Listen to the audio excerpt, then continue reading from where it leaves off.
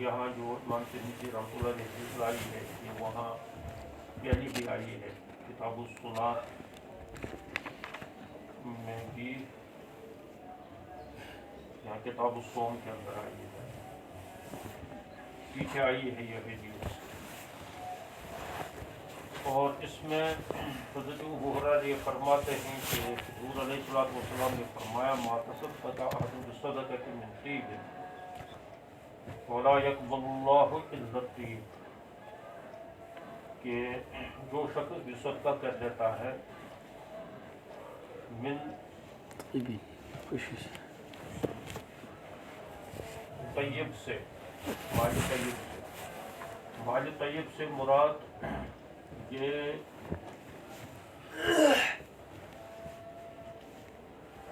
حصی بھی ہے اور مانوی بھی ہونا چاہیے۔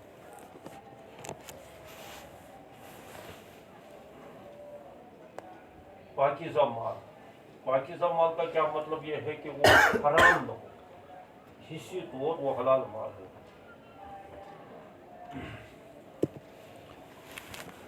تو وہ طیب ہوگا۔ اور مانوی طور یہ ہے کہ وہ بظاہر تو اس کا وہ اپنا ہے لیکن اس کا استعمال حرام ہے، تو یہ بھی نہ ہونا چاہیے۔ تو ایسا مال جب اللہ تبارک و تعالیٰ کی راہ میں صدقہ کر لے گا تو اس پر یہ فضیلت ہے، کیونکہ آگے فرمایا گیا ولا يقبل اللہ الا الطیب، کیونکہ اللہ تبارک و تعالیٰ طیب ہی کو قبول کر لیتا ہے، پاکیزہ مال ہی کو قبول کر لیتا ہے۔ اس میں مانوی طور یہ بھی شامل ہے کہ خوش دلی سے وہ صدقہ کر لیتا ہے، جبر ظلم سمجھ کر یا چٹی سمجھ کر یا ایسا نہیں ہے، بلکہ خوش دلی سے بھی وہ صدقہ کر لیتا ہے۔ اور ظاہری طور، حصی طور وہ حلال مال بھی ہے، تو گویا کہ یہ حصی طور بھی حلال طیب ہونا چاہیے اور باطنی طور بھی جو ہے یہ حلال ہونا چاہیے، باطنی طور بھی طیب ہونا چاہیے۔ حلال تو ہے ہی، حلال تو ظاہری طور ہوگا، لیکن یہ جو ہے طیب ہونا چاہیے۔ پاکیزگی کا اطلاق دونوں پر ہوگا، یہ جو طیب کا ہے، طیب کا اطلاق دونوں پر ہوگا، یعنی حلال پر بھی، اور خوش دلی سے جب اس کو جو ہے کر لے گا تو اس وقت وہ طیب بن جائے گا۔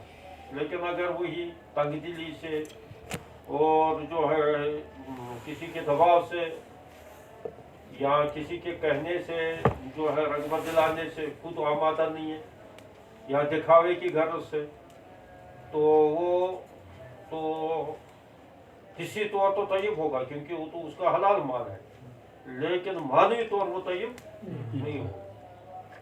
مانوی طور کیوں طیب نہیں ہوگا کہ کیونکہ اس میں ریا ہے یا اس میں جو ہے کسی کا وہ دباؤ ہے یا کوئی مفاد ہے، کوئی مفاد پیش نظر ہے کہ کروں گا میں آج دے دوں گا، کل جو ہے ان پر احسان جتلاؤں گا اور ان سے بھی اپنا کام دے دوں گا، جیسے ایسے ہوتا ہے، یہ مانوی طور طیب نہیں ہوگا۔ اور اللہ تعالیٰ حضور صلی اللہ علیہ وسلم فرما رہے ہیں کہ اللہ تعالیٰ طیب ہی کو پسند کر لیتے ہیں، یعنی جو دونوں طرح کا طیب ہو، ایک تو خوش دلی سے وہ صدقہ کر لے اور دوسرا وہ حلال مال سے کرے، اللہ تعالیٰ اسی کو قبول کر لے۔ قبول کرنے کے بھی دو معنی ہیں، ایک قبول کے معنی ہیں صحت کے، کہیں کہیں یہ قبول کا اطلاق صحت پر بھی ہوتا ہے، مثلا ہم یہ کہیں گے کہ اس کی نماز صحیح ہو گئی ہے، لیکن اگر وہ مکروہ ہو گئی ہے وہ نماز، تو وہ اس میں تو ذمہ سے تو یہ ساقط ہو گئی ہے ظاہری طور، لیکن حقیقت میں یہ مکروہ ہو گئی ہے۔ مکروہ ہونے کا مطلب یہ ہے کہ اللہ تبارک و تعالیٰ کی خوشنودی اس سے جو ہے متعلق نہیں ہوئی۔ کیوں کہ قبول کے ایک معنی آتے ہیں رضا کے بھی، یعنی اللہ کی خوشنودی، اللہ کی خوشنودی اسی عمل کے ساتھ وابستہ ہوتی ہے جس عمل کے اندر ظاہری طور بھی جو ہے کوئی نقص نہ ہو اور باطنی طور مانوی طور بھی اس میں کوئی نقص نہ ہو۔ تو قبول کے معنی جیسے ہم یہ کہتے ہیں کہ اس کی چلو نماز دہرانے کی ضرورت نہیں ہے، لیکن فی نفسی وہ نماز مکروہ ہو چکی ہوتی ہے، تو اس کا مطلب کیا ہے کہ تو ظاہری طور تو وہ ادا ہو گئی ہے، لیکن معنوی طور جو ہے اس میں نقص رہ گیا ہے۔ اب جو ہے اللہ پر مرضی ہے کہ اس کو قبول، اس میں اپنی رضا جو ہے اس کے ساتھ وابستہ کر لے، اس پر راضی وہ ہو جائے، تو قبول کا مطلب ایک مطلب یہ بھی ہوتا ہے۔ تو یہی معنی مفہوم جو ہے یہاں اس طیب کے اندر بھی ہے، یعنی مال کے صدقہ کرنے میں بھی ہے۔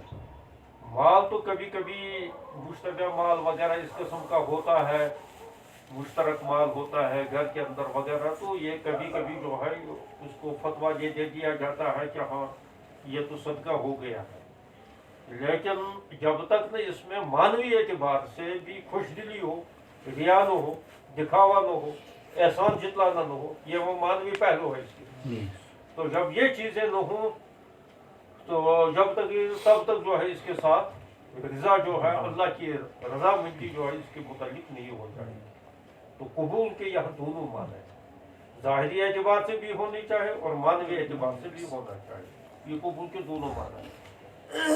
تو اللہ تبارک و تعالیٰ قبول کر لیتا ہے اللہ طیب، مگر طیب کو اللہ آخذھا الرحمن، مگر لیتا ہے اس کو رحمان بیمین اپنے دائیں ہاتھ میں، وَإِنْ كَانَ تَمَرَةٌ، اور اگرچہ وہ ایک کھجوری کیوں نہ ہو، تربو فی کف الرحمن، وہ پرورش پاتا ہے اللہ کے ہاتھ میں، حتیٰ تکون اعظم من الجبل، یہاں تک کہ وہ ہو جاتا ہے پہاڑ سے بھی بہت بڑا، کما یربو یا کما یربی احدکم، جیسے کہ پرورش کرتا تم میں سے کوئی فلوہ اپنے بچڑے کو، گھوڑے کے بچڑے کو، اس کو بچڑا کہتے ہیں، گھوڑے کے بچڑے کو، اور او فصیلہ ہو، وہ بھی اس کو بھی بچڑا ہی کہا جاتا ہے، ہم تو ہمارے پاس تو نہیں ہے، البتہ عربوں کے پاس ان کے الگ الگ نام ہیں۔ گھوڑے کا بچے کو کہتے ہیں وہ فلو، اور اونٹ کے بچے کو کہتے ہیں فصیل، اور اس کے بچڑے کو کہتے ہیں طبی، یہ جو گائے کا بچڑا ہوتا ہے۔ تو بکری کے بچے کا بھی الگ نام ہے، اس کو اناق کہتے ہیں، اور اسی طریقے سے اس کے بھیڑ کے بچے کو بھی پتہ نہیں کچھ کہتے ہیں، تو الگ الگ ان کے نام ہیں، ہم یہی کہتے ہیں بچہ، بچڑا وغیرہ وغیرہ، اس طریقے سے ہمارے پاس جو زبان ہے اس میں اتنی وسعت نہیں ہے کہ اس میں ہر ایک چیز کے لیے الگ الگ نام ہوتے ہیں۔ ویسے ہر زبان کے اندر بھی کہیں نہ کہیں جو ہوتے ہیں ان کے الگ الگ نام رکھے جاتے ہیں۔ تو جیسے کوئی اس کی پرورش کرتا ہے، چاہے وہ گھوڑے کا وہ بچہ ہو، اس کی پرورش کر لیتا ہے، وہ گھوڑا بن جاتا ہے، یعنی اپنے کمال کو پہنچ جاتا ہے۔ اسی طریقے سے جو ہے اونٹ کے بچڑے کو جو پرورش کر لیتا ہے وہ اپنے کمال کو پہنچ جاتا ہے، یہ اونٹ بن جاتا ہے۔ اسی طریقے سے یہ ایک معمولی چیز ہے، ایک کھجور اللہ کے راہ میں جو اخلاص کے ساتھ، یعنی حصی طور میں اور مانوی طور میں جو طیب ہے، اس کو اللہ تعالیٰ قبول کر لیتا ہے، یعنی اس سے اتنا خوش ہو جاتا ہے تکفر الرحمن کے اندر، اپنے شان کے مطابق دست قدرت میں اس کی پرورش کر لیتا ہے، ایسی پرورش کر رہا تو اس کو کمال تک پہنچا جاتا ہے۔ اب اللہ کے یہاں تو کمال کی کوئی حد نہیں، اب تمثیلاً حضور صلی اللہ علیہ وسلم نے بیان کیا ہے کہ وہ پہاڑ کے برابر بھی ہو جاتا ہے، کیونکہ جس چیز کی ہم پرورش کر لیں تو اس کا ایک حد ہے، بس اس حد سے وہ پار نہیں ہو جائے گا، لیکن اگر کسی چیز کی پرورش اللہ تبارک و تعالیٰ کر لے تو اس کی کوئی حد نہیں ہے۔ اس وجہ سے خاص کر اس دنیا کے اندر تو حد پھر بھی متعین ہے، لیکن آخرت کے اندر کوئی حد متعین نہیں ہے۔ آخرت کے اندر جو جس چیز کی پرورش کر لے گا، تو چونکہ آخرت کا معاملہ، آخرت کے اندر اللہ تبارک و تعالی اس کی ایسی پرورش کر لے گا، جیسے وہ ایک حدیث کے اندر آیا ہے کہ ایک شخص سے کل یہ کہا جائے گا کہ تمہارے اتنے باغات ہیں یہاں، تمہارے اتنے جو ہے درخت ہیں یا کھجور کے درخت، تو کیونکہ تمہارا صدقہ قبول ہوا ہے تو اس وجہ سے.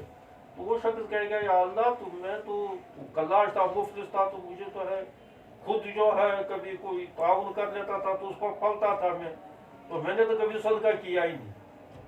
تو اللہ تعالیٰ اسے فرمائیں گے تمہیں یاد نہیں ہوگا کہ تم نے ایک دفعہ جو ہے وہ ایک سائل کو، مسافر پہلے ہوتے تھے بیچارے، راستے میں ان کو کھانے پینے کی چیز کوئی ملتی نہیں تھی تو گزارا کرتے تھے، اس نے سوال کیا تھا تو تم نے اس کو وہاں گھر میں تلاش کر کے ایک کھجور کہیں سے نکلی تھی تو وہ کھجور جو ہے اس کو دی تھی، اور وہ کھجور جو ہے اس نے کھا کر جو ہے اس کی گٹھلی پھینک دی. تو وہ گٹھلی اللہ تبارک و تعالیٰ نے اپنے دست رحمان میں لے لیا اور اس کی پرورش کر لی، اور اس کے درخت بنتے گئے تو جو ہے یہ تمہاری اتنی باغات بن گئی. تو یہ اللہ تعالیٰ کی پرورش ہے. تو حضور صلی اللہ علیہ وسلم نے اس غیر محسوس کو محسوس کے ساتھ تشبیہ دے کر یہ فرمایا ہے کما یربی احدکم فلو، یہ محسوسات میں سے ہے. بچڑا اتنا چھوٹا پیدا ہو جاتا ہے وہ خود بچے دینے کے قابل ہو جاتا ہے، خود اونٹ بن جاتا ہے، خود گھوڑا بن جاتا ہے. اسی طریقے سے اللہ تبارک و تعالیٰ بھی عالم آخرت کے اندر اس کو اپنے کمال کو پہنچاتا ہے، اور اللہ کے یہاں جو ہے کمال کی کوئی حد نہیں متعین نہیں ہے. اس سلسلے میں اور بھی یہ روایتیں ہیں جن کو امام ترمذی رحمۃ اللہ علیہ نے حوالہ دے دیا ہے. قال ابو عیسیٰ حدیث ابی ہریرہ حدیث حسن صحیح، یہ بہت ساری کتابوں میں آئی ہے، بہت اعلیٰ درجے کی حدیث ہے یہ. اچھا، اسی طریقے سے ایک سند کے اندر محمد بن اسماعیل قال حدثنا موسیٰ بن اسماعیل حدثنا صدقہ، امام بخاری اس کی سند سے بھی یہ ہے بن موسیٰ عن ثابت عن انس قال سئل النبی صلی اللہ علیہ وسلم ای صوم افضل بعد رمضان، حضور صلی اللہ علیہ وسلم نے دریافت کیا رمضان کے بعد کون سا روزہ افضل ہے، تو قال شعبان، تو حضور صلی اللہ علیہ وسلم نے فرمایا شعبان، یہ تعظیم رمضان، وہ شعبان کا روزہ جو تعظیم رمضان کے لیے ہو، یہ تیاری کے لیے، تعظیم سے مراد یہاں تیاری کے لیے. آدمی پہلے سے اس کے شعبان کے کچھ روزے رکھے، اس میں تفصیل آئی ہے کہ کس تاریخ رکھنی چاہیے، کس کی تاریخ نہیں رکھنی چاہیے، کیونکہ بعض روایتوں کے اندر ممانعت بھی آئی ہے کہ ان دنوں کی ان کا روزہ نہیں رکھنا چاہیے. کتاب الصوم پیچھے پڑھ چکے ہو تو اس میں وہ چیزیں آئی ہے. لیکن بہرحال رمضان کی تیاری کے لیے جو شعبان کے اندر روزے رکھ لیے جائیں گے تو اصل تو اس کے ذہن میں ہوتا ہے کہ اللہ کے حکم کی تعمیل ہو جائے تو میں پہلے سے اس کے لیے تیاری کروں. یہ بالکل بعینی ایسی ہے کہ جیسے فرض نماز کے لیے آدمی سنتیں پڑھتا، نفل پڑھ لیتا ہے، یہ تحیۃ المسجد پڑھ لیتا ہے، تحیۃ الوضو پڑھ لیتا ہے، یہ دراصل تیاری ہوتی ہے. ایک تو یہ ہے کہ مسجد کے اندر آنے کی بھی تیاری ہے کہ مسجد کے اندر میں آیا ہے تاکہ احساس پیدا ہو جائے مسجد میں نماز کے علاوہ اور کوئی کام نہیں ہے، یہاں ختم نہیں پڑھنا ہے، یہاں دعائے صبح نہیں پڑھنا ہے، بلکہ تو مسجد کے اندر تو عبادت کرنے کے لیے آیا، اصل نماز پڑھنے کے لیے آیا ہے میں، تو اس کی تیاری کے لیے ہے کہ پہلے 2 رکعتیں پڑھو، تو اصل تو تمہاری جو ہے یہاں مقصد ہے نماز پڑھنا. تو یہ فرض کی تیاری کے لیے ہے. اسی طریقے سے رمضان کی تیاری کے لیے بھی شعبان کے اندر جو روزہ ہے تو حضور صلی اللہ علیہ وسلم نے وہ فرمایا ہے. اچھا، لیکن یہاں یہ سوال پیدا ہوگا، یہ تعارض پیدا ہوگا ہے کہ ایک حدیث کے اندر حضور صلی اللہ علیہ وسلم نے یہ فرمایا ہے کہ رمضان کے بعد، رمضان تو فرض روزہ ہے، اس کا تو ثواب تو ہے ہی، فرض کا تو مقابلہ تو کوئی نفل تو کر نہیں سکتا ہے. اس وجہ سے ان سے پوچھا گیا کہ کون سا ہے رمضان کے بعد کون سا روزہ افضل ہے، تو حضور صلی اللہ علیہ وسلم نے فرمایا محرم کے روزے، محرم کے 10 دن. اب اس کے ساتھ تعارض ہوگا، لیکن یہ کوئی تعارض ایسا نہیں ہے کہ وہ تو لذاتی ہی ہے، اس میں جو فضیلت ہے کس میں محرم کے 10، محرم کے اس میں لذاتی ہے، وہ تو فضیلت کے دن ہی تھے، پہلے تو وہی 10 دن ہی تھے، اس وجہ سے اس میں لذاتی فضیلت ہے نوافل کے اعتبار سے. لیکن شعبان کی روزے کی فضیلت جو ہے لگائی ہے یعنی رمضان کی وجہ سے، تو اس وجہ سے یہ تعارض اس طریقے سے ختم ہو سکتا ہے. قال ابو عیسیٰ ھذا حدیث غریب وصدقہ بن موسیٰ لیس عندہم بذلک القوی، یہ صدقہ بن موسیٰ یہ کہتے ہیں کہ یہ محدثین کے نزدیک جو ہے کبھی نہیں ہے. अच्छा वो भी قال حدثنا عقبة بن مكرم البصري حدثنا عبد الله بن عيسى الخزاز عن يونس بن عبيد عن الحسن عن انس بن مالك قال قال رسول الله صلى الله عليه وسلم ان الصدقة لا تطفئ غضب الرب. یہ دوسری حدیث آئی ہے اس فضیلت کے سلسلے میں. صدقہ جو ہے اللہ تعالیٰ کے غصے کو ٹھنڈا کر دیتا ہے. انسان سے جب گناہ ہو جاتے ہیں تو اللہ تبارک و تعالیٰ کا غصہ جو ہے بڑھ جاتا ہے. یعنی اللہ تعالیٰ کی ناراضگی اور اس نافرمانی کی بنا پر جو ہے اس سے متعلق ہو جاتی ہے. تو اس کو ٹھنڈا کرنے کے لیے واحد علاج یہ ہے کہ اللہ کے راہ میں صدقہ کیا جائے. وہ تدفع میتۃ السوء اور ہٹاتی ہے بری موت سے. بری موت سے یہ بچا لیتا ہے. صدقہ جو ہے بری موت سے بچا لیتا ہے. تجرباً یہ ثابت ہوا ہے جن کو صدقہ دینے کا مزاج ہوتا ہے اللہ تبارک و تعالیٰ اس کی آخری موت جو ہے بہت عمدہ بنا لیتی ہے. کوئی نہ کوئی صورت اس کی جو ہے اللہ تبارک و تعالیٰ اس کا آخری ایام عمدگی سے گزار دیتے ہیں اور میتۃ السوء سے بچا لیتا ہے. قال هذا حدیث حسن غریب من هذا الوجه. اس سند کے اعتبار سے غریب ہے لیکن فی نفسه یہ حدیث حسن ہے. وہ بھی قال حدثنا ابو قریب محمد بن العلاء قال حدثنا وکیع قال حدثنا عباد بن منصور قال حدثنا قاسم بن محمد قال سمعت ابو هريرة يقول قال رسول الله صلى الله عليه وسلم ان الله يقبل الصدقة ويأخذها بيمينه ويربيها لأحدكم كما يربي أحدكم مهره. یہ دوسرا نام ہے اس کو خلو بھی کہتے ہیں گھوڑے کے بچے کو اور مہر بھی کہتے ہیں. یہ دوسرا نام اس کا. جیسے تم گھوڑے کے بچے کی پرورش کرتے ہو. یاد رکھنا دیو کو بعد میں جو ہے نا اس کا ترجمہ الٹا سلٹا کرتے ہیں اس وقت یاد ہی نہیں ہوتا ہے.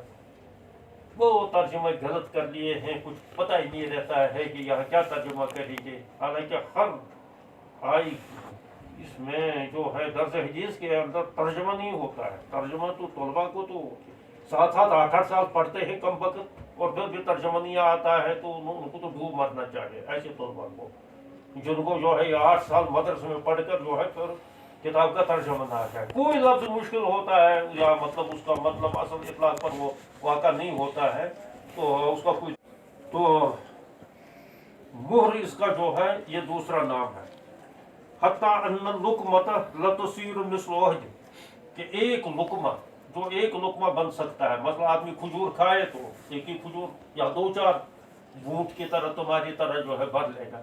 پتہ نہیں یہ ختم ہو جائیں گے تو ایک ایک کھائے تو یہ بھی ایک لقمہ اس کا اطلاق. تو روٹی میں سے تھوڑا سا توڑے گا تو ایک لقمہ بن جائے گا. ایک لقمہ بھی جو ہے اگر خدا کی اللہ کے راہ میں صدقہ کر لے گا تو مثل احد تو وہ احد کی طرح ہو جاتا ہے. وہ ہو جائے گا احد کی طرح.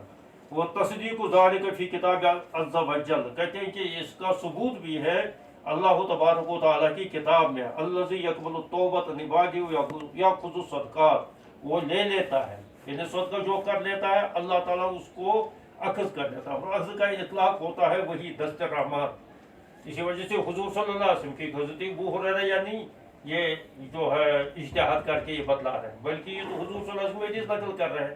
حضور صلی اللہ علیہ وسلم نے یہ فرمایا ہے کہ اس کی تصدیق ہے کہ یاخذ الصدقہ. تو اسی بنا پر اللہ حضور صلی اللہ علیہ وسلم نے فرمایا کہ اللہ تبارک و تعالیٰ اس کو دست رحمان میں لیتے. بلکہ یمین فرمایا گیا. یمین اللہ تعالیٰ کا تو یمین یسار ہے ہی نہیں لیکن بس ہمارے اعتبار سے جو ہے جو کوئی متبرک چیز لی جاتی ہے اہمیت کے ساتھ جو چیز لی جاتی ہے وہ دائیں ہاتھی میں لی جاتی ہے. تو اس معنی کر کے فرمایا گیا وَيَمْحَقُ اللَّهُ الرِّبَا وَيُرْبِي الصَّدَقَاتِ سود کو گھٹاتا ہے مٹاتا ہے اور یربی الصدقہ صدقات کو بڑھاتا ہے. یہاں سے وہ یہ حضور علیہ السلام نے استنباط کیا ہے کہ اللہ تعالیٰ جب اس کو لے لیتا ہے تو لینے کے بعد اس کو ایسے نہیں ہے کہ مٹھی میں بند کر کے پھر ایک ہی جگہ رکھا تو جھونکا تو رہا بلکہ یربی الصدقات اس کو بڑھاتا ہے. تو یہاں سے حضور صلی اللہ علیہ وسلم نے فرمایا جیسے تم بچڑے کو پالتے ہو وہ بڑا ہو جاتا ہے بھائی سے یا اللہ و تبارک و تعالیٰ اس صدقے کو جو ہے پالتا ہے اور بڑھاتا ہے تو اور وہ اپنے کمال کو پہنچ جاتا ہے. تو کہاں گیا ویرب صدقہ یہ ہے اس کی تصدیق حضور علیہ السلام نے فرمایا. قال ھذا حدیث صحیح. یہ دراصل وہی پہلی حدیث ہے حضرت ابو ہریرہ بیان کر رہے ہیں مختلف موقعوں پر حضور صلی اللہ علیہ وسلم نے ممکن ہے کہ مختلف انداز سے بیان کیا ہو، اور یہ بھی ممکن ہے کہ حضرت ابو ہریرہ رضی اللہ تعالیٰ اس کو روایت بالمعنی کر رہے ہوں، تو انہوں نے جو حضور صلی اللہ علیہ وسلم سے سمجھا تو اپنے مفہوم میں اس کو بیان کیا. تو ایک دفعہ تو وہ اوپر والی حدیث بیان کی، وہ بھی حضرت ابو ہریرہ سے ہے، اور یہ روایت بھی حضرت ابو ہریرہ سے ہے، یہاں دوسرے انداز سے بیان کر لیا ہے. ایسا بھی ممکن ہے. جو بھی صورت ہے، بہرحال حدیث ہے، اعلیٰ درجے کی حدیث ہے، حضرت ابو ہریرہ سے منقول ہے. باقی حضرت ابو ہریرہ رضی اللہ تعالیٰ عنہ جانے انہوں نے یہ بے الفاظ ہی روایت کیا ہے یا بالمعنی روایت کیا ہے. اس کا تعین کرنا باقی محدثین کے لیے بہت دشوار ہے، ایسا بہت مشکل ہے. کہیں کہیں بس تھوڑا سا احساس ہو جاتا ہے کہ یہ روایت بے الفاظ ہی ہے، کیونکہ بہت سارے جو ہے صحابہ جو ایک ہی قسم کے کلمات جو ہے بیان کر لیتے ہیں، تو وہاں کچھ اندازہ ہو جاتا ہے کہ یہ جو ہے بے الفاظ ہی ہے. ورنہ اکثر بیشتر جیسے کہ وہاں کتاب العلل کے اندر بھی آیا ہے کہ ہم تو جو ہے روایت بالمعنی کی بحث پوری بحث آئی ہے وہاں، کم وقت تو اس کو پھر دیکھا کرو، کہیں اس کو یاد رکھا کرو. اب سال بھی ختم ہونے جا رہا ہے اور پھر بھی ان کو کچھ طلبہ کو تو بالکل اچھا یہ روایت ہے. نہ وہ حاضہ ایسا ہی، حضرت عائشہ سے بھی ایسا ہی مروی ہے. وقد قال غیر واحد من اہل العلم فی هذا الحدیث ما یشبہ من هذه روایات. یہاں سے امام ترمذی رحمۃ اللہ علیہ بحث چھیڑی ہے کہ کہا اس قسم کی روایات کے اندر آیا ہے، کیونکہ یہاں بھی روایت کے اندر ہے کہ اللہ تبارک و تعالی اپنے دائیں ہاتھ میں اس کو لے لیتا ہے. اس کا مطلب یہ ہے کہ اللہ تعالیٰ کے لیے ہاتھ ثابت ہو گیا. اور اسی طریقے سے دوسری روایت کے اندر ہے مثلا نزول من السماء کا ہے کہ ینزل الی السماء الدنیا، تو وہاں مراد یہ ہے کہ اللہ تبارک و تعالیٰ کے نزول ہے. اسی طریقے سے اللہ تبارک و تعالیٰ کے لیے پنڈلی کا بھی اس بات کیا گیا، یوم یکشف عن ساق کہا گیا ہے. اسی طرح سے اللہ تبارک و تعالیٰ کے لیے وجہ کا بھی جو ہے اطلاع کیا گیا ہے. فَإِنَّمَا تُوَلُّوا فَثَمَّ وَجْهُ اللَّهِ، ید کا اطلاع بھی کیا گیا، ید اللہ فوق ایدیہم. کم وقت یہ سارا پچھلے سال جو ہے اس میں شرائط کے اندر میں سمجھا چکا ہوں. تو یہ ساری چیزیں جو ہے اس قسم کے الفاظ کا اطلاق اللہ تبارک و تعالیٰ کی ذات پر، ان کا معنی مفہوم حقیقی اہل سنت والجماعت کیا لے لیتے ہیں، یہ کیا کریں گے اس کا ایسے الفاظ کے اندر. اس سے تو یہ ثابت ہوتا ہے بظاہر ان ظاہری الفاظ سے کہ اللہ تعالیٰ کے لیے ید بھی ہے، اللہ تبارک و تعالیٰ کی وجہ بھی ہے، اللہ تعالیٰ کے لیے پنڈلی بھی ہے، رجل بھی ہے، وغیرہ بھی ہے. جیسے ایک حدیث کے اندر بھی آیا ہے کہ اللہ تبارک و تعالیٰ پھر جہنم پر جو ہے اپنا پیر رکھیں گے اور وہ پھر تب کچھ سہم جائے گا، ورنہ وہ کہتا رہے گا حل من مزید، حل من مزید، حل من مزید، تمہاری طرح ابھی اور کچھ کھانا موجود ہے، ایک اور پلیٹ لاؤ، ایک اور پلیٹ لاؤ. تو تمہارے نفس بھی تو جہنم ہی کی طرح ہے. تو اس طریقے سے جو ہے وہاں جو ہے پھر اللہ تبارک و تعالیٰ اس میں اپنا پیر رکھیں گے. تو اس قسم کی احادیث کے اندر بہت سارے الفاظ آئے ہیں، تو ان کے بارے میں کیا ہے، یہ ہے وہی بات جو متشابہات کی بات تم نے شرح قائد کے اندر پڑھی ہے. اور میرا دماغ جو ہے 2 4 5 دن جو ہے وہاں کھا لیا اور پھر بھی کچھ پتا نہیں، ہاں کچھ سنا تھا، کچھ دیکھا تھا.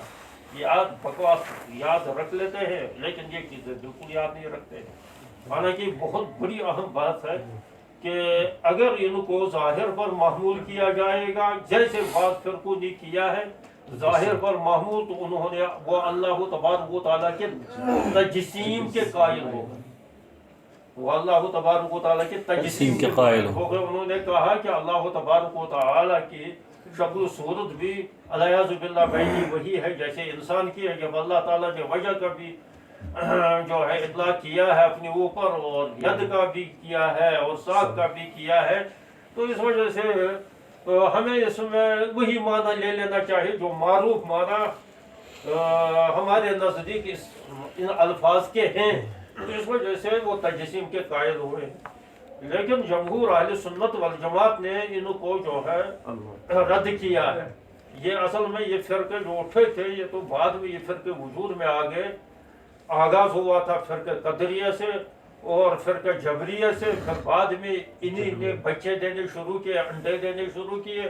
پھر اس میں جو ہے قدریہ یہ جو ہے کیا کہتے ہیں معتزلہ، جہمیہ، کرامیہ اور جو ہے دوسرے فرقے، بہت سارے فرقے وجود میں آئے، شیعہ وغیرہ وغیرہ اس قسم کے، ان کے عقائد کے اندر یہ بات چڑھ گئی ہے، تو اس وجہ سے وہ پھر ایک مستقل یہ علم کلام بھی وجود میں آ گیا ہے، پھر جو ہے ان چیزوں کے بارے میں عقائد کے سلسلے میں باتیں بھی وجود میں آ گئی ہے اور جواب دہی بھی شروع ہو گئی ہے۔ یہ بعد کی ایجاد کردہ یا ایجاد شدہ، ایجاد کردہ بھی ہو سکتے ہیں تو ایجاد شدہ بھی ہو سکتے ہیں، کیونکہ اس قسم کے بعد جب مولویوں کو کوئی، پڑھنے والوں کو کوئی جو ہے کام رہا نہیں، تو پھر انہوں نے وہ اپنی وہ صلاحیت جتلانے کے لیے، فتنے قائم کرنے کے لیے اس قسم کے نقطے اٹھانا شروع کر لیے۔ یہاں کہیں ایسا ہوتا ہے کہ پیچھے سے سازش ہوتی ہے تو ان کو الجھایا جاتا ہے، تو ان کو پیچھے سے انگلی کر کے پھر نچانا شروع کر لیتے ہیں۔ تو ایسے بھی ہوئے ہیں، کیونکہ یہود و نصارہ تو اسی طاق میں بیٹھے ہوئے تھے کہ امت کے اندر کسی قسم کا اس قسم کا مسئلہ کھڑا ہو جائے، تو امت کے اندر جب مسئلہ کھڑا ہو جائے گا تو ان کو جو ہے یا آپس میں لڑ پڑیں گے، اور جو ہے ہم ان کو تماشا دیکھتے رہیں گے، ہم ڈھول بجاتے رہیں گے۔ شیطان کا کام یہی ہوتا ہے، وہ دو آدمیوں کو لڑا لیتا ہے اور پیچھے سے پھر تالیاں بجانا شروع کر لیتا ہے، ڈھول بجانا شروع کر لیتا ہے۔ تو یہ ایجاد کرتا بھی فتنہ ہے، ایجاد شدہ بھی فتنہ ہو سکتے ہیں۔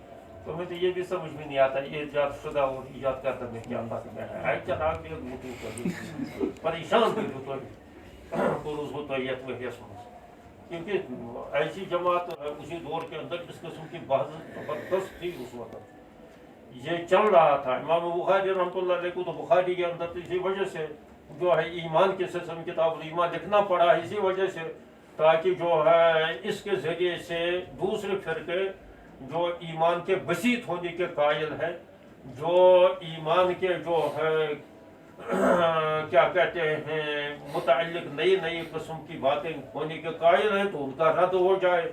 تو اسی وجہ سے ان کا موقف رہا ہے، ویسے وہ بھی موقف صحیح ہے، اہل سنت والجماعت میں سے وہ بھی موقف ہے کہ ایمان جو ہے مرکب بھی ہو سکتا ہے، کوئی پریشانی اس میں نہیں ہے۔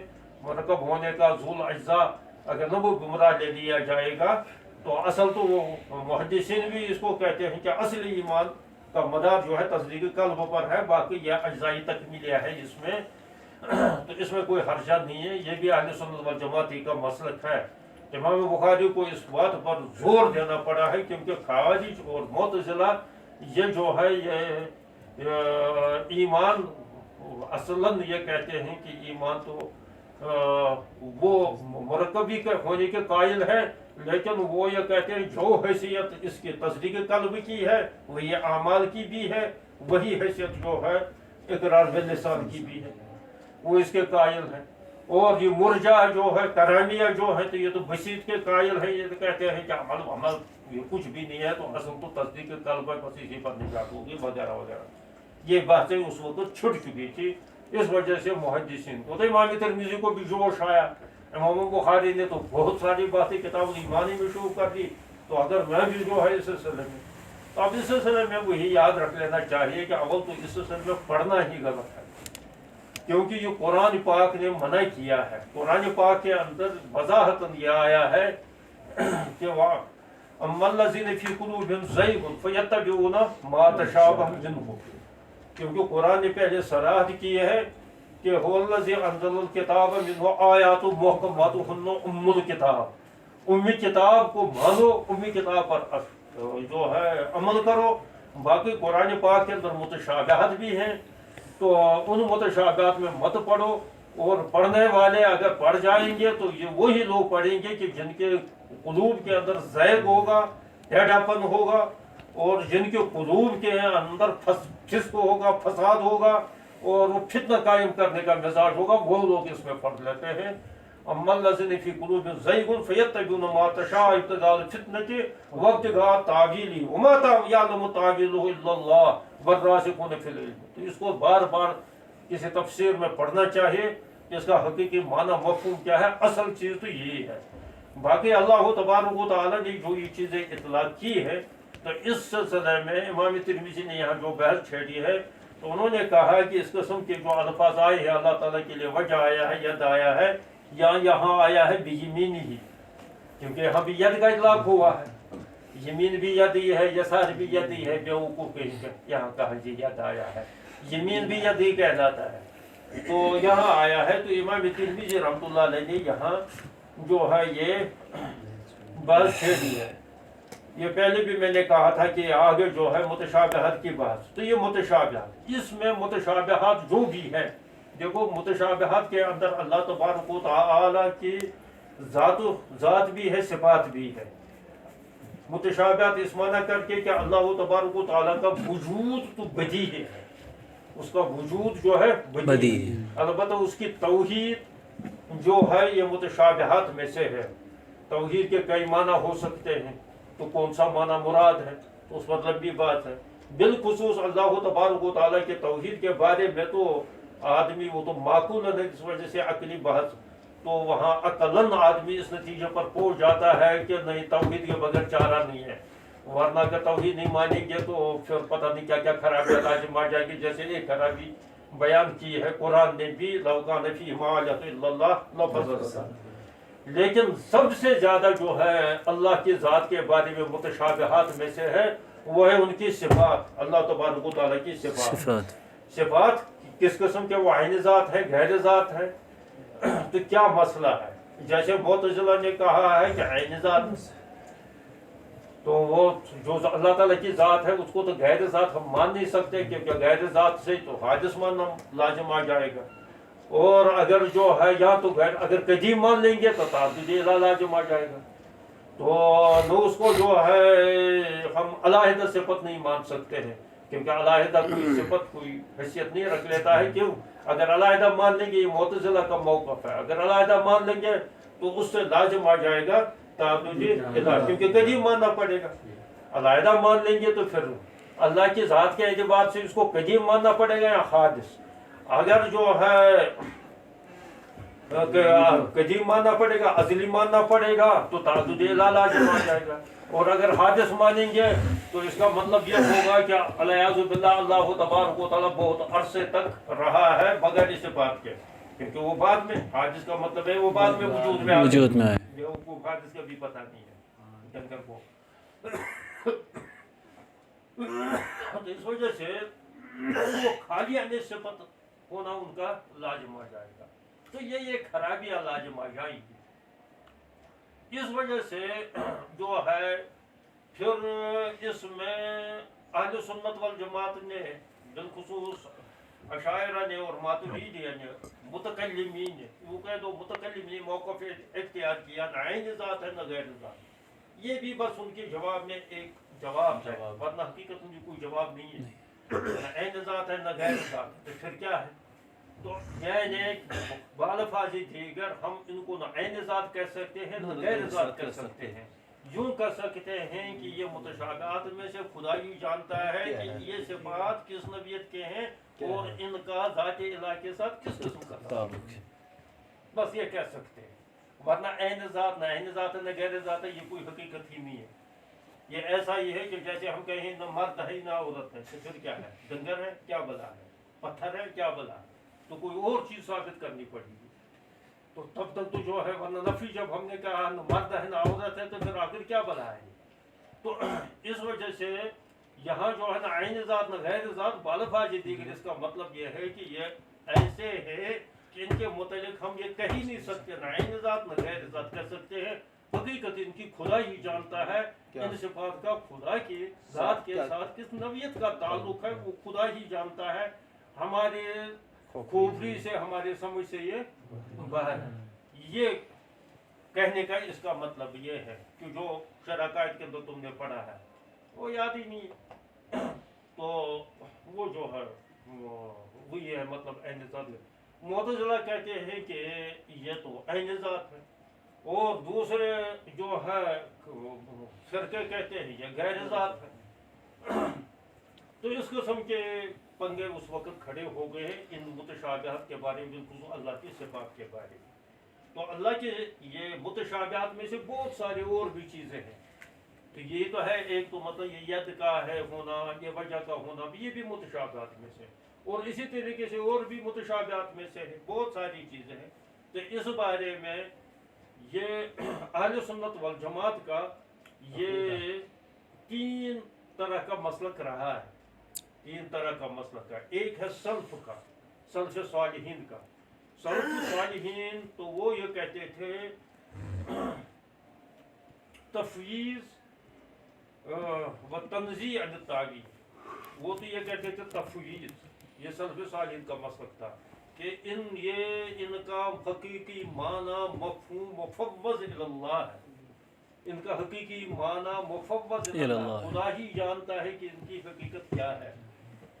तो बाकी ये है हमें इन चीज़ों को मानना ज़रूरी है, क्योंकि अल्लाह तबारक व तआला का तज़किरा किया, हमें उनको वैसे ही मानना चाहिए। अल्लाह ताला ने वजह का इतला किया, हम कहेंगे अल्लाह का वजह है, लेकिन कैसा है तो ये बात हमें नहीं करना चाहिए। कहते खुदा जानता है, जैसे उसके शायद निशान है, जैसे अल्लाह तबारक ने इसे मुराद ले लिया है वो वही जानता है, बाकी हमें पता नहीं। ये था सल्फ का। यही चीज़ें तुमने जो उसमें पढ़ी है कि तो तहवी के अंदर, वहाँ जो अल्लाह तबारक व तआला की ज़ात सिफ़ात वगैरह वगैरह इन चीज़ों के बारे में जो बहस की है, तो वहाँ ये बहस नहीं की है वहाँ ज़्यादा से ज़्यादा कुरान हदीस से दलीलें पेश की गई है। अल्लाह तबारक व तआला एक है, अल्लाह तबारक व तआला के लिए ये सिफ़त है, ये सिफ़त है, इसका सबूत क्या है, फलां कुरान की आयत है, इसके सबूत क्या है, फलां हदीस है। ये बात नहीं की है कि इसके अक़ली तवजी क्या है, इसकी तावील क्या है, तावील से उसने बात नहीं की है। वो सल्फ़ सालिहीन के तरीके पर लिखी गई है अक़ीदत तहावी। लेकिन बाद में मुतकल्लिमीन का जब दौर शुरू हुआ तीसरी सदी के आगाज़ से यानी खल्फ का, क्योंकि खल्फ का आगाज़ हुआ है तीसरी सदी से, तीसरी सदी के आगाज़ से, चौथी सदी के आगाज़ से, तीसरी सदी के बाद तीसरी सदी तक जो रहा है ये सल्फ का दौर। उसके बाद जब ये फितरे बितरे पैदा हो गए हैं, तो उसके बाद जो है अहले सुन्नत वल जमात की वकालत से, तशरीहात से, उनकी मेहनतों से, तो अहले सुन्नत वल जमात ने जो मौक़िफ़ इख्तियार किया है, तो वो मुतकल्लिमीन थे। तो मुतकल्लिमीन में भी दो ग्रुप थे, तो वैसे वो करीब करीब है अशाअरी मातुरीदी, उनमें कुछ ज़्यादा फ़र्क नहीं है, कहीं कहीं थोड़ा थोड़ा फ़र्क है। ऐसा ही फ़र्क है जैसे शवाफिया और अहनाफ के अंदर है, कोई उससे फ़र्क ज़्यादा नहीं पड़ता है, बल्कि दोनों अहले सुन्नत वल जमात में समझे जाते हैं। तो उन्होंने ये एक दूसरा मौक़िफ़ इख्तियार कर लिया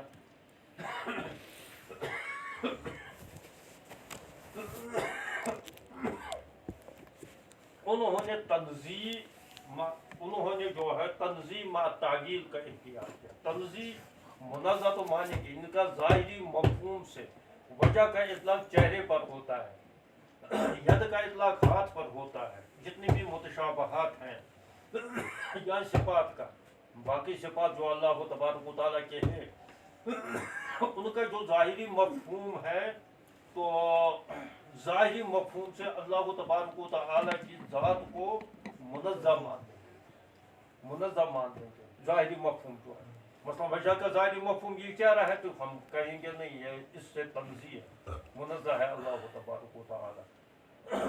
और बाकी जो रहा है कि इनकी कुछ तावील भी कर सकते हैं, कुछ तावील कर सकते हैं। मसलन वजह से मुराद हम तवज्जो ले सकते हैं, यद से मुराद हम कुव्वत ले सकते हैं, ये कुछ तावील होगी। तो तावील का भी उन्होंने, क्योंकि ये उनके जो है रद्द में उनको जवाबदेही करने की, वो जवाब दे थे उनके मुतज़िला के, तो उनका सारी बुनियाद जो अक्ल पर थी, तो इस वजह से उन्होंने उसको ले लिया। तो तावील भी किसी न किसी हद तक उन्होंने ले ली है। मुतज़िला का जो है इस सिलसिले में रहा है, वो तावील कर लेते हैं, वो असल तावील ही करा देते हैं। जितनी भी सिफ़ात है अल्लाह तबारक या मुतशाबिहात है, मुतशाबिहात के अंदर वो हर जगह तावील कर लेते हैं, अक़ली तावील कर लेते हैं। तो इस वजह से ये झगड़ा भी चलता रहा बहुत अरसे तक, और बड़े फितने, बड़े पंगे, बड़े हुकूमतों की मार धाड़ और उलमा हक़ की गिरफ्तारियाँ और उन पर सख्तियाँ वगैरह, इमाम अहमद इब्न हंबल रहमतुल्लाह अलैह का जेल जाना वगैरह, उन पर कोड़े बरसाना वगैरह, सारी चीज़ें इसी से वजूद में आ गई है उस बिना पर कि ये मुतज़िला का फितना जो है उस वक़्त अपनी उरूज को पहुँचा। तो हुआ ये कि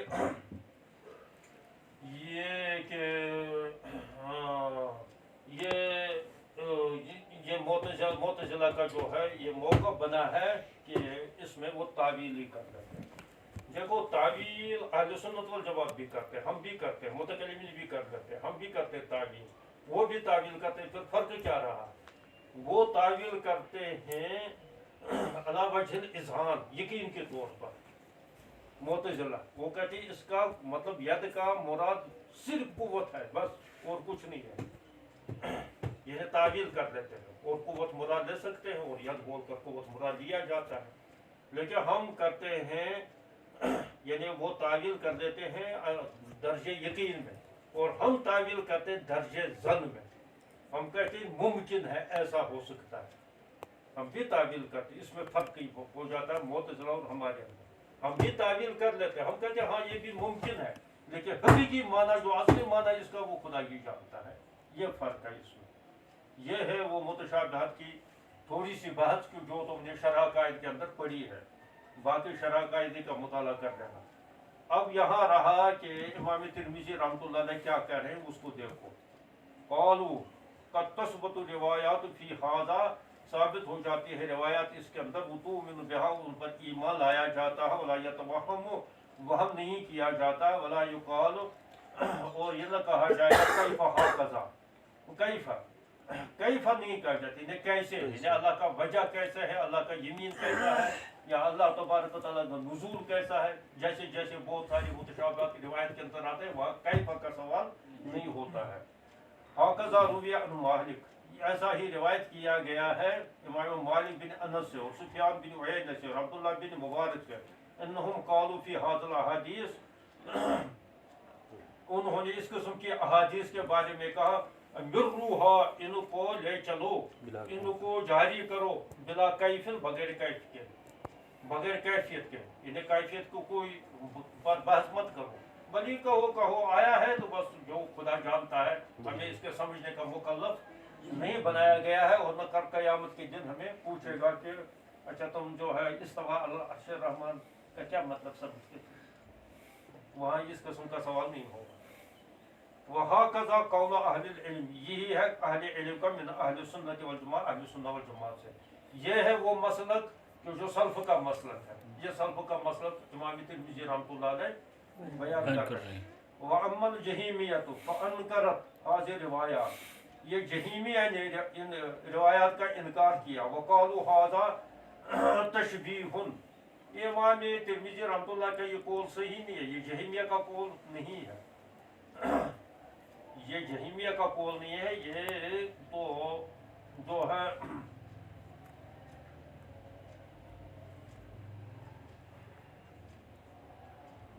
یہ اور کسی فرقے کا قول ہے. مجسمہ ہے اور شاید ان کا ہے کرامیہ کا ہے, تو وہ ان کا قول ہے. تو خیر ان کا یہ تسامح ہے, تو یہ تشبیہ ہے. وہ یہ کہتے ہیں کہ یہ تشبیہ ہے. وقد ذکر اللہ تبارک و تعالیٰ فی غیر موضع من کتاب الید وسم والبصر, جیسے اللہ تبارک و تعالیٰ نے اپنی کتاب کے اندر یعنی قرآن پاک کے اندر ید سما بصر کا اطلاق کیا ہے. تو یہی میں اس کی تعویل کر دیتے ہیں حاضل آیات فسروہا علی غیر ما فسروا اہل العلم, انہوں نے اس کی تفسیر کی ہے جو اہل علم کے تفسیر کے علاوہ, یعنی وہ اس کی تعویل کر لیتے ہیں, یہ جہمیہ کی طرف منسوخ کر دیتے. پتہ نہیں ان کا قول ہے بھی یا نہیں ہے, یہ اصل میں اس تفسیر میں مل جائے گا کہ جہاں جو ہے شرح قائد کو دیکھنا پڑے گا انہوں نے ان کا کیا ہے اس میں موقف جہمیہ کا, وہ کن کا قول ہے. وقد ذکر اللہ تبارک و تعالیٰ فی غیر موضع من کتاب, صحیح تو ہو گیا. وقالوا ان اللہ لم یخلق آدم بیدی, اور انہوں نے کہا کہ اللہ تبارک و تعالیٰ نے اپنے آدم کو ہاتھ سے پیدا نہیں کیا. یہ بھی تو قرآن میں آیا ہے.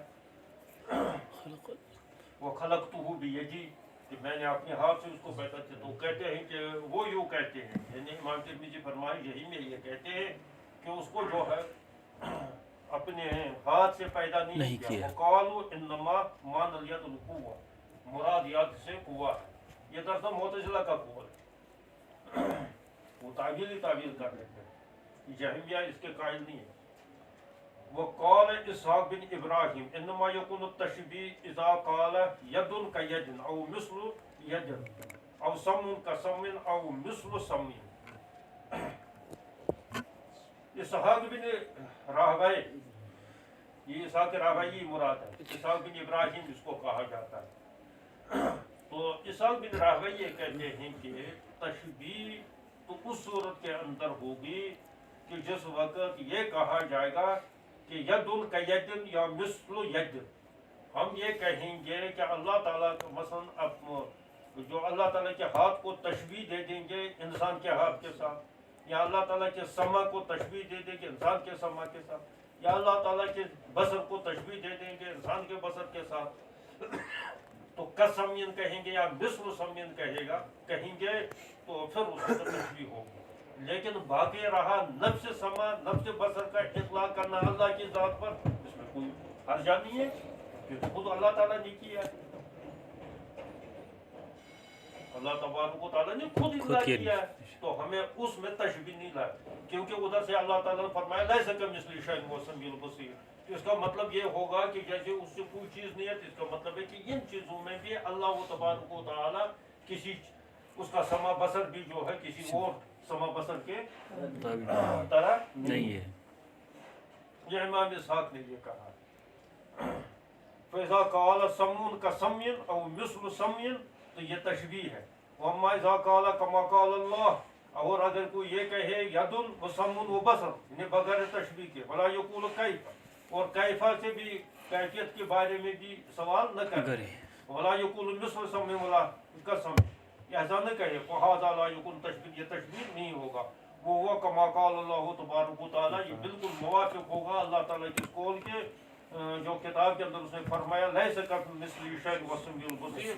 کیونکہ ادھر سے جو ہے قاعدہ کلیہ ہے کہ اللہ تبارک و تعالیٰ نے شروع ہی میں یہ ید سما بصر کیوں اللہ تعالیٰ نے یہ ہمیں سمجھانے کے لیے یہ الفاظ اختیار کیے، لیکن ادھر سے قاعدہ کلیہ یہ بتا دیا ہے کہ لیس کمثلہ شیء وہو السمیع البصیر.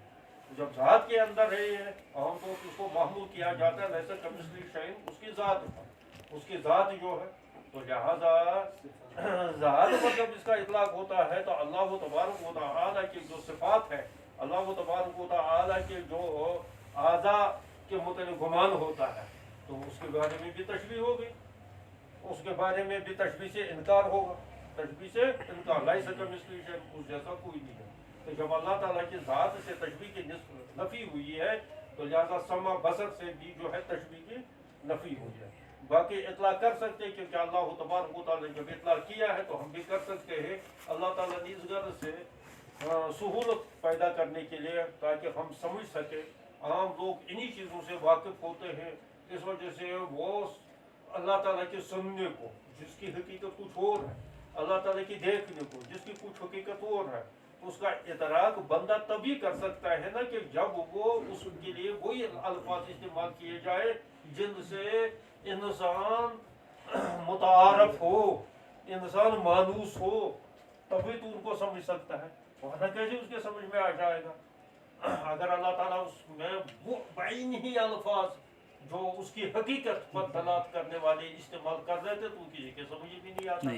اس وجہ سے اللہ تبارک تعالیٰ نے یہ الفاظ کیے ہیں جو ہمارے معروف، ہمارے یہاں معروف ہے، مشہور ہے، متعارف ہے اور ان کے معنی مراد سے واقف ہے. اللہ تعالیٰ کو یہ الفاظ اختیار کیے، لیکن قاعدہ کلیہ یہ بتا دیا لیس کمثلہ شیء وہو السمیع البصیر.